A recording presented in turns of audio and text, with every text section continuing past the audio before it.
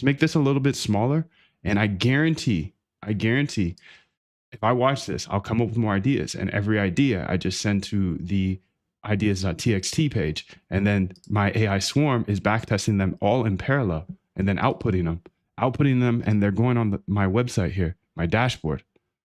This is anybody that's in Quantum Leap, by the way, you get access to this dashboard. It's in beta. There's still things breaking here and there. But at this is pretty sick because you can see every single time I find a new backtest that is not just trash, I throw it up here. And then you can just click it and it downloads directly, or it should at least. Yeah, just download it. You can see up here, it downloaded. So you have the code. Plus, you can go through them, see the trades, how many trades, see what time they were added. You can see 11:08, 9:11. That's exactly time now. So let's just keep going through this because every single day I can come up with new ideas. And if I have more ideas than you and I backtest more than you, then I'm going to get better results than you, right? So that's you to everybody else in this world, because most people are just logging on 9:30 a.m. Oh, yes, it's time to trade because I have a gut feeling. And it's like, okay, maybe that will work for them. But you and I both know our emotions do get in the way. It is hard to spend all day 24/7 looking at the charts, but choose your route. So if you like this, download my free breakouts formula. How about an ADX breakout? ADX breakout.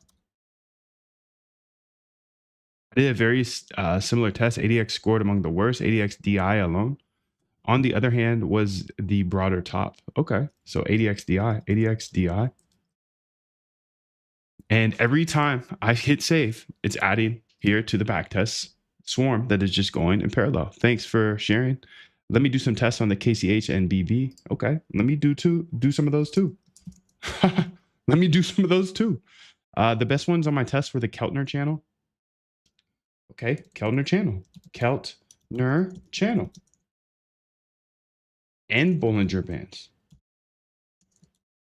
Okay, let's say Keltner channel alone. Bollinger Bands. Okay, sick.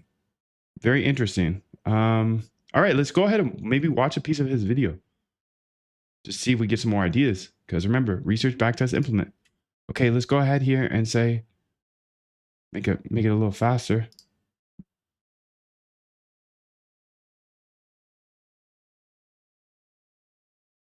Speed. Keyword strength of the trend. Now, why do we need an indicator to measure strength of the trend? Well, it's very easy. You do not want to trade.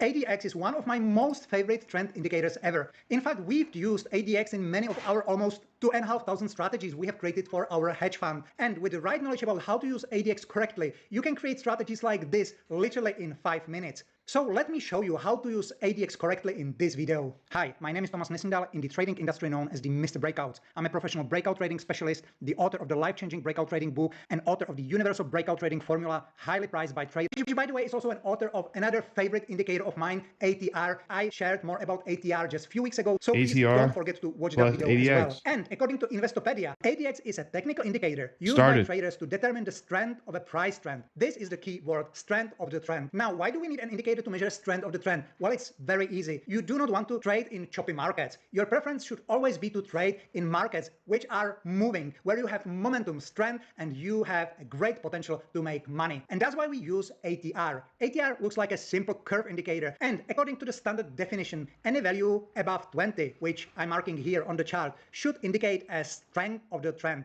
It just says nothing about the direction, but as you can see, whenever we cross ADX level 20, we can obviously see that the current trend is definitely strengthening. However, is the threshold 20 correct? And which period of the ADX indicator should we use? Well, that's quite a science, which took us a lot of time to figure out in our hedge fund, and that's what I'm going to share with you right now. So here are my best 3 tips to use the ADX indicator. Tip number 1, calibrate. Calibration is very essential for a successful and efficient use of the ADX filter. It is very easy to over-optimize or overfit both the ADX period and the ADX threshold, and you should not optimize on one particular strategy only. Instead of that, you should have a calibration process which will help you to find the best parameters across the entire sector you want to trade. For example, if you want to trade indexes like E-mini S&P, E-mini Dow Jones, or E-mini Russell 2000, you need to calibrate both the threshold and ADX period on the entire index sector. This is the only way that you can make sure that you create values